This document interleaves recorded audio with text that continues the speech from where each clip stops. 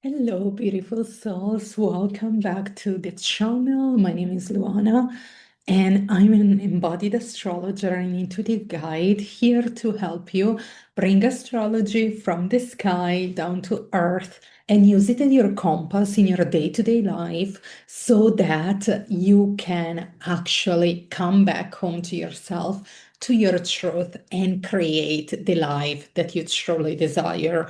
I do that in different ways, but the first way to come into my space is through school. I have a free community on school where I'm active every day, where you can actually come in and really start to learn how to embody astrology, because I truly believe that astrology is not something that you have to learn by heart or even something that you need to believe in, but it's something that you need to embody. What does it mean to apply in your day-to-day life so that it can actually help you? It can serve a purpose because it's such a powerful tool if you know how to use it. So I invite you in my school community. The link is down below. And now let's get started with this episode, this video. So there are no planetary shifts like big one this month. In the past few videos, I share with you Uranus in Gemini, this new era, Neptune and Saturn in Aries, and also the new astrological year. So we had some new transit and beginnings. This month of May, it's more about integrating all the transit that we have been having since the beginning of this calendar year and also the beginning of this astrological year. We had a lot of energies moving. And today I want to talk about something a little bit different because yes, we do video and we talk about these shifts and the new beginnings, but sometimes we forget to talk about the endings, which are so important, are as important as new beginnings, because there's no new beginning without an ending. So today I want to talk a little bit about this and the theory of the degrees. From the 0 degree that it's the beginning to the 29 degrees that it's the ending. So as I mentioned in all the other videos, when a planet shifts into new sign, the first thing that it's a new energy, it's a baby energy. It's the 0 degree energy, which is really a clean slate, a blank canvas, really a new beginning of the energy that it's not actually the true beginning. It's more like the void, the shift between one sign and another, between one energy and another. So when we have planets at 0 degrees, it's mainly like the bridge in between these two energy. Then when the planet actually moves into 1 degree, that's when the energy starts like moving, and that's really the initiation. And we have Uranus now in 1 degree Gemini, and if you want to know what that means, check the video about Uranus in Gemini in the link in the at the bottom of this video. But what I'm saying that it's because that it's a new beginning. And in astrology, it's called a critical degree because it's really the passage between like zero. I'm talking about 0 degree. It's really the passage between one energy and the other. It's what I like to describe as the void, as I said before, because it feels like when like the moon goes into void, meaning that she's moving from one constellation to another, from one zodiac sign to another. That's the same thing because even though like the planet already shifted in that constellation, which for Uranus is now Gemini, but until 1 degree, it's when you will start feeling the energy. So that's about the beginning, which we've been talking a lot about in the past few months, in the past few videos, with all this new energy that we have been having this calendar year. But something that sometimes we overlook and we underestimate is the power of endings. And by endings in the degree theory, I'm talking about that powerful degree, which is called again a critical degrees, which is 29 degrees. Because each planet goes through a sign and each zodiac sign goes from 0 to 29. There's no 30. After 29, there's 0 again. So when a planet in asteroid in energy reaches 29 degrees, this is called a critical degree as well, because that's the ending, that's the release before we can actually move into 0 and moving forward. If 29 is the release, then 0 it's really like the integration before we move into another one.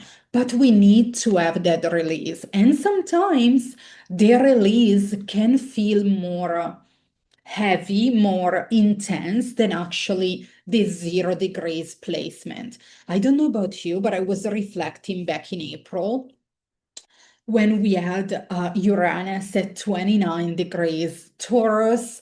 That was really an intense moment for me. It was really an intense time where I saw so many doors get slammed in my face. And that made me realize I was associating that with Aries and this energy that moved into my seventh house of the relationship. But actually, I myself, as an astrologer, overlooked the fact that actually I was not maybe integrating the lessons and releasing what needed to be released with that Uranus moving from Taurus to Gemini. So that's why I came here and I wanted to talk to you about the importance of working with that 29 degrees that could be in each planet. And as I release this as well, we are moving from one season to another. We are on the last day of Taurus season. If you're watching this, the day it airs. So we're moving from one season to another. And even if this season moves faster, because the sun moves 1 degree per day. It's not like Uranus or Neptune or Saturn that they move slower.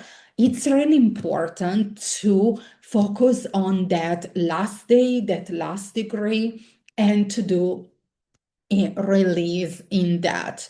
And for the astrological season, you can just ask yourself, like what this season brought up for you, what this season illuminated for you, what are the lessons that you learned, and how can you release and also celebrate yourself, because that's very important as well. And I normally post these on my school community. If you also want to be up to date with the transit on the day that they happen and you can really work with those, I highly suggest you to join Astrology as Your Compass, my school community. But yes, it's really important to also work with that endings, with that energy, because again, there's no new beginning without an ending. And if you want to have that fresh energy, that clean slate, you need to close some door. You need to release the energy so that you can create space for what's happening and what you want to call in and what you want to receive. So let's not sleep on that 29 degrees of a sign. We have experienced that with Neptune back in January and Saturn, and then again with Uranus through the month of April. But we will experience that every month with each one of the planets. And maybe that's a good practice to start embody that. And especially if you want to start with one, you can start with the astrological seasons. The last day of the season or the last few days when the sun it's at 29 degrees, how can you release the season so you can prepare and create space for the new season that starts, that beginning? And also, I decided to share this on this month because we actually have two energies, two planets that are and are approaching this 29 degrees in the sky.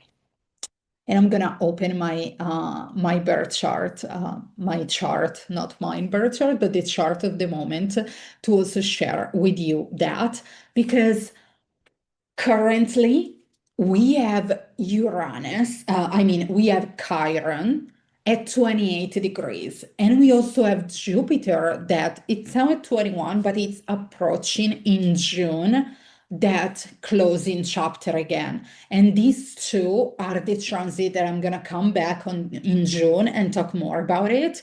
But let's just focus and take Chiron as an example. So Chiron, it's not a planet, it's an asteroid, and it's the asteroid of the wounded healer. It's the asteroid that really highlight in your birth chart where are your deepest wounds, what you need to work in this lifetime, because it doesn't want you to make you feel like, okay, I'm wounded and I'm a victim, but it wants to help you to actually transmute this bond, alchemize that pain into purpose. When you really work with Chiron, it can really help you to rewrite that story. And Chiron is now at 28 degrees. And I'm going to check real quick the ephemeris of this year, the not agenda, but like the calendar that we have as astrologer to check all the transits.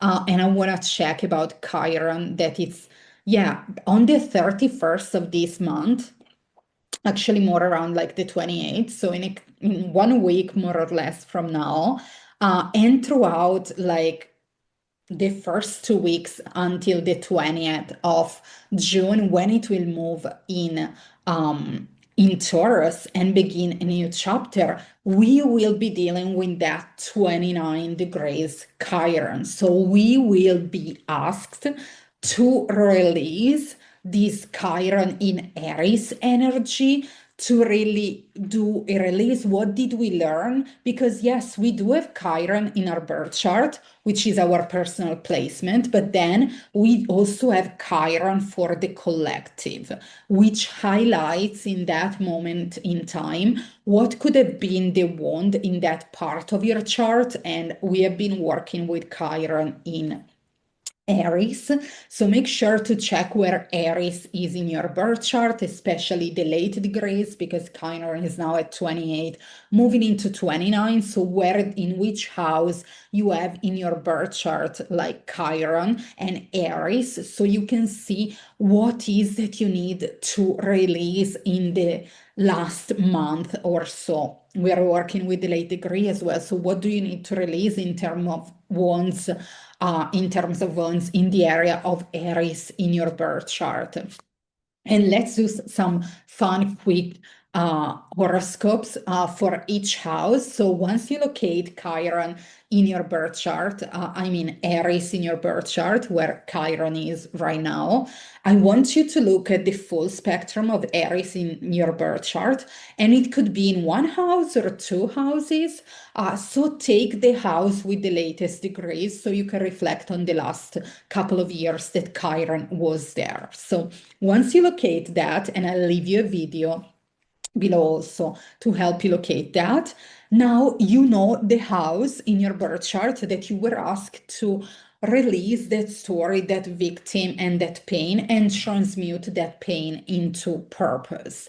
So once you locate that, come back, maybe pause me if you need it. And now I'm going to go with a quick rundown horoscopes for each house. So if you had Chiron in the first house, maybe it was about release that strong ego and release some identities maybe attached to that, that ego, that like selfish, like just seeing things from that unhealed ego perspective. So maybe what you need to release, it's an identity that no longer fits you.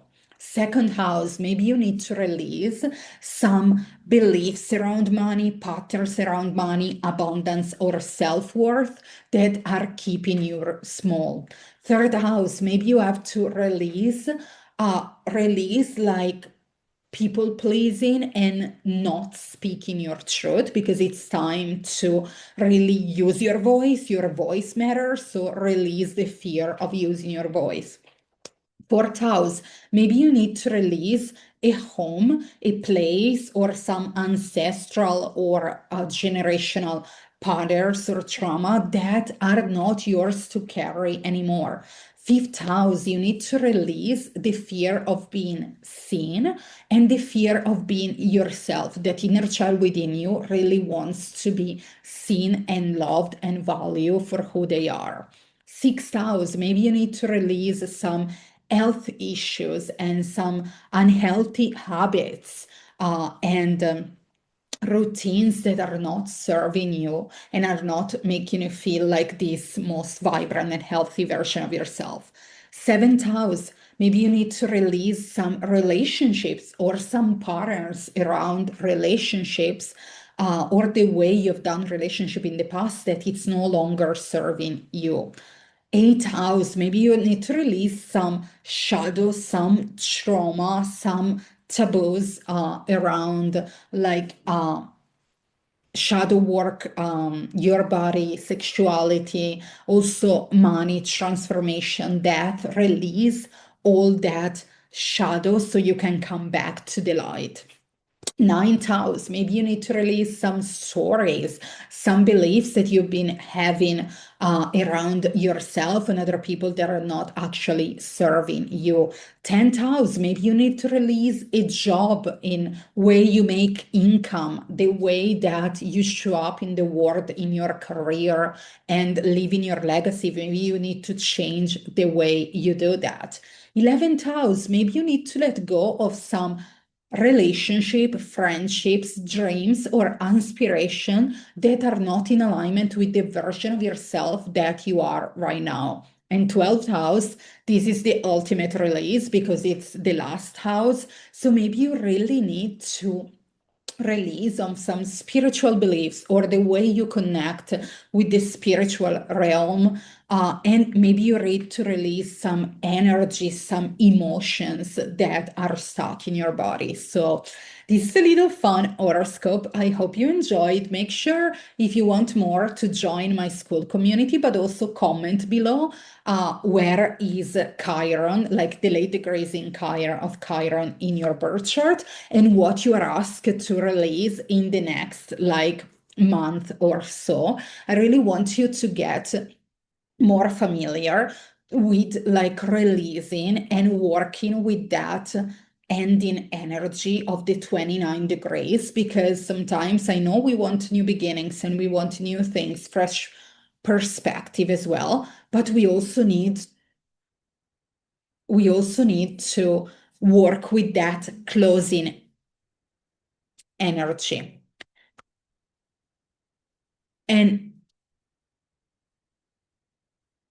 And with that, sorry about that, some interruption. And with that, I truly hope you enjoyed this video. Let me know if this was helpful. And I wish you all a powerful end of this Chiron in Aries, a powerful release, but also integration and celebration for all that you have learned, for how far you have become in this journey. Peace and love.